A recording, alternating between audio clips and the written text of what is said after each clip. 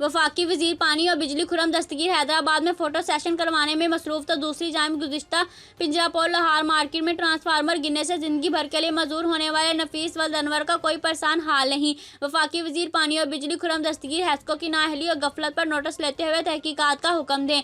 हैदराबाद तफसीलात के मुताबिक गुज़िश्ता जुमे के दिन रात 8 से 9 के दरमियानी शब पिंजरापोल लाहौर मार्केट के पास राह चलते शहरी पर हैस्को फलीडी सब डिवीज़न के SDOLS की नाअहली की वजह से ट्रांसफार्मर गिर गया, जिसके बायस वो ज़िंदगी भर के लिए मजदूर हो गया। सितम ज़रफ़ी ज़िंदगी भर के लिए मजदूर होने वाले नफीस वल्द अनवर से अब तक किसी हैस्को ऑफिशियल ने रब्ता करके इज़हार अफसोस ना इज़हार हमदर्दी किया है। मज़ीद खबरों के लिए देखते रहें हमारी न्यूज़ HD।